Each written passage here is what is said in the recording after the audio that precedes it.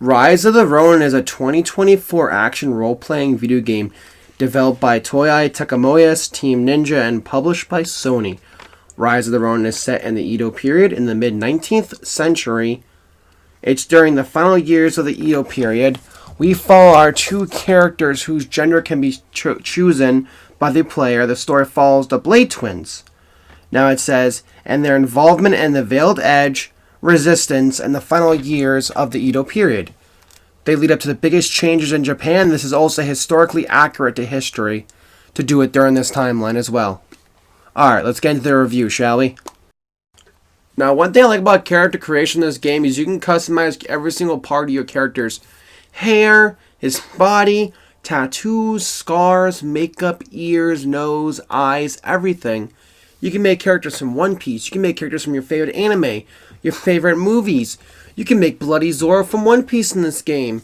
You probably can make Sekiro. You could probably make the guys from Elden Ring. There's so many options this game features with character creation. It's absolutely insane.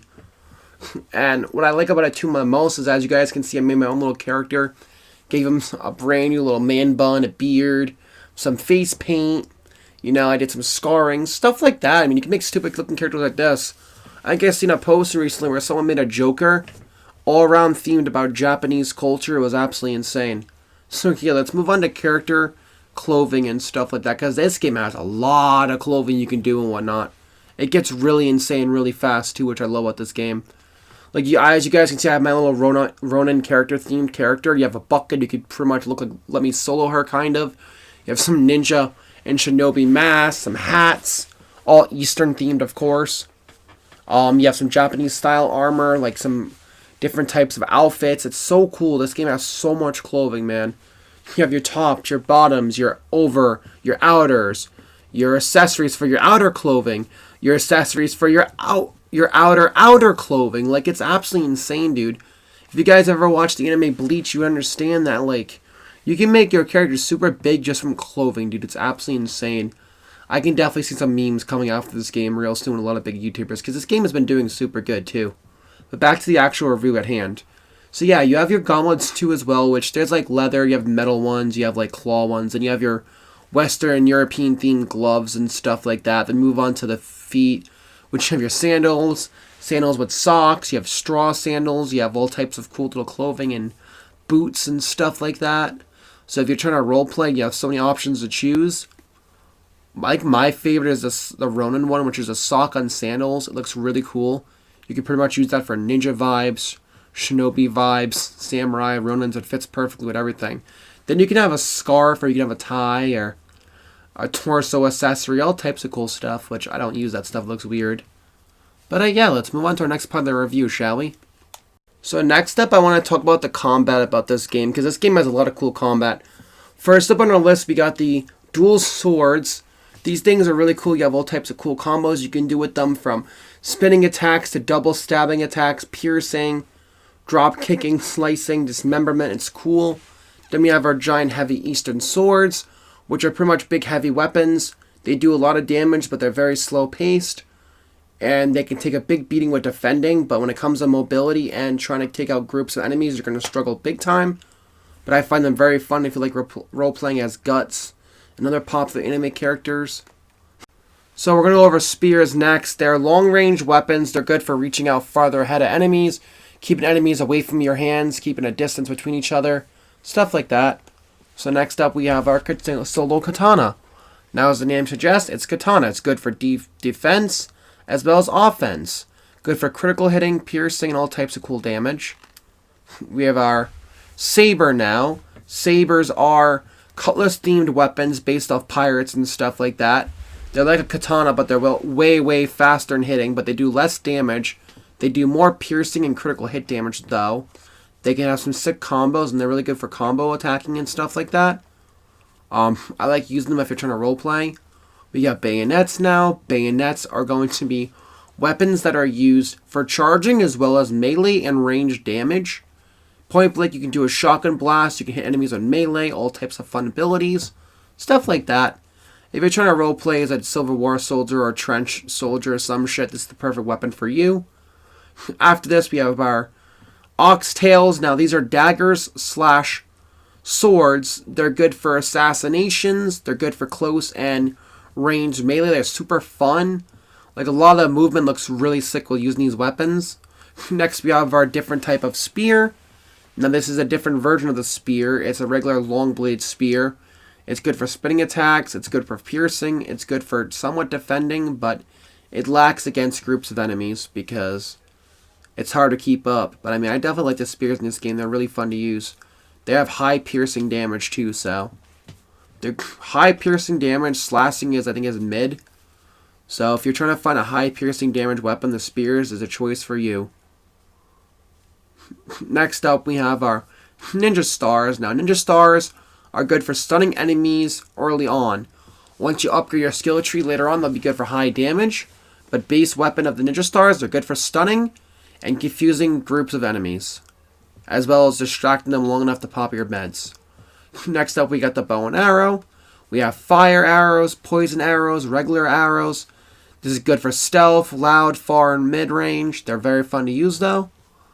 Next up, we got the hand cannon. A 6 to all the way up to a 15 mag weapon. It's good for close and mid-range, but it really goes off on close range. It's good for a couple enemies to groups of enemies. And I have a lot of fun playing with this weapon. Next up, we got the one-shot musket. As the name suggests, it's good for mid and close range. You can only shoot one shot at a time. Headshots do double the damage, so if you're trying to kill groups of enemies, always aim for the head. I find this weapon very fun to use. And as you level up, they get better and better and make combat crazier. We get the flamethrower now. This thing does fire damage, critical hit damage, as well as afterburn damage.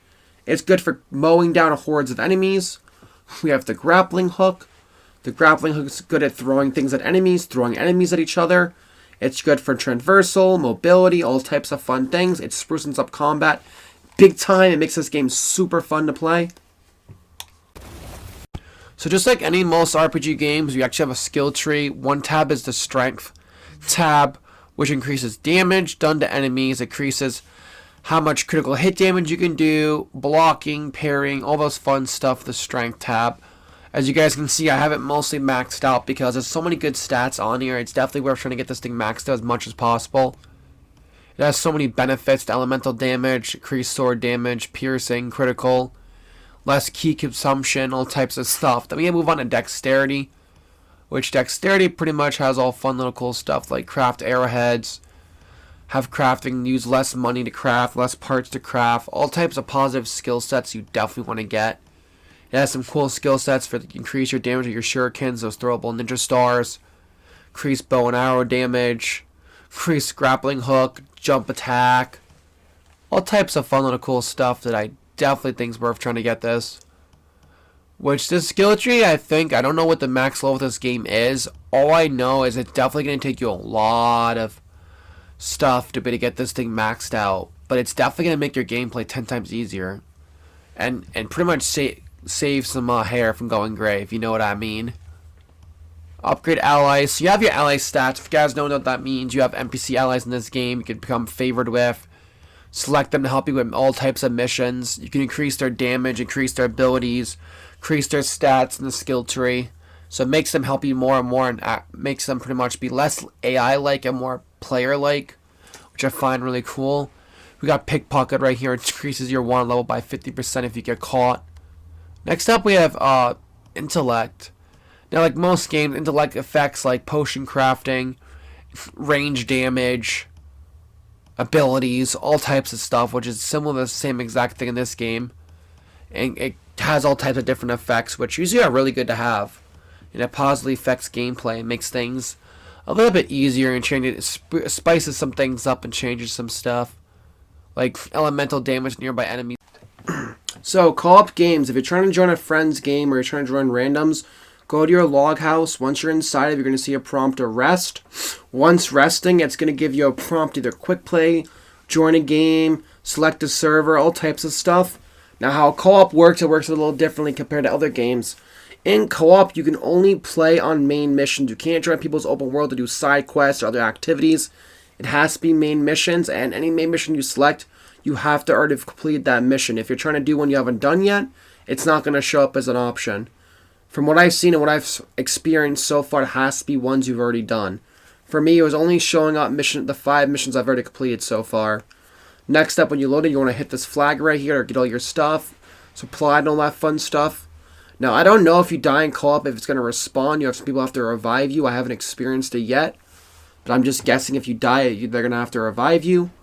Once you complete the full co-op match, it's going to kick you out back to your own separate game. Because like I said, you can only do main missions on co-op, unfortunately. So now we've made it to the boss. Now, when you play with people, it's much funner because you can do more damage to the boss. You can critically hit the boss, parry more. You practically can kill the boss pretty quickly. But one downside about it is you play co-op, it kind of diminishes the whole, oh, I beat this hard boss by myself. Because at the end of the day, you had people helping you do it. The only game I'd ever do that on would be Elden Ring or any kind of From Software game, except from Armored Core 6. But that's just my personal take. I do enjoy co-op because you do get rewards from doing it. You get silver coins, you get armor drops, stuff like that for playing co-op. So they're definitely rewarding you for to help people with co-op. So I mean, it's really up to your take if you want to play multiplayer or not. Now I don't know how it works for friends because I haven't played online with any people I know so far. So I don't know if you're able to join friends in this game yet or there's a way to do it. I'm not 100% sure. But yeah, let's move on to the next part of this review, shall we? So, Rise of the Ronin, you have a lot of side quest content. One of them is praying to shrines. Now, there's a lot of these all scattered across the map. Just stay tuned for that. You're also going to be spending some of your time catching cats, which make sure not to run at them because you will scare them away. And good luck trying to find them after you scare them away because they're a pain in the ass. You keep finding cat after cat. Like I said, definitely grab them. And when you're not catching cats, you're going to be taking photographs of certain buildings and stuff like that. Now, the photographic, I like that. It's kind of similar to Spider-Man 2 and Spider-Man 1. It's super fun doing it. It brings you to different Easter eggs and landmarks and stuff like that. Like, I took a picture of Buddha's palace, another one of a bridge with lanterns. So, another one of a broken, rundown shrine in front of an old tree on a hillside. It looked really beautiful. And then you're not doing that. You're going to be doing custom games, such as trying to hit all these markers with your gliders. Now, you guys are asking yourself, so Pyro, what's the point of doing these side quests? So side quests are going to reward you with different types of things. Skill points, XP, legendary gear, all types of cool little things. New upgrades for your set equipment, like it might give you upgrade things for your glider. Stuff like that. So it's definitely worth doing it. It also affects your favoritism with that set person. Like, I meant increased favors. When it does that, you unlock new armors and new gear, skill points, new collectibles, stuff like that. And if you're 100% you're going to want to do that anyways if you're trying to get all the achievements of the game on top of that. So after that, our final activity is we're going to have the gun range. Now you guys are like, what do you mean, Pyro, gun range? So yeah, this game features the musket, it features the revolver, features a bow. So there's going to be a gun range you guys are going to do next. Now there's a couple different targets you got here, man. You're going to use your musket, which I always use this. You got to hit all the targets within a certain amount of time. If you do this successfully, you'll give you the title of Master. Once you hit Master, you'll unlock the Master Legendary Weapon, the Master, I believe, title, XP, some skill points, and some bonus rewards as well, too. I think you get achievements for doing it, too, but I'm not 100% sure. Because I got a lot of achievements playing this game a lot, so. But yeah, let's move on to the next part of the review, shall we?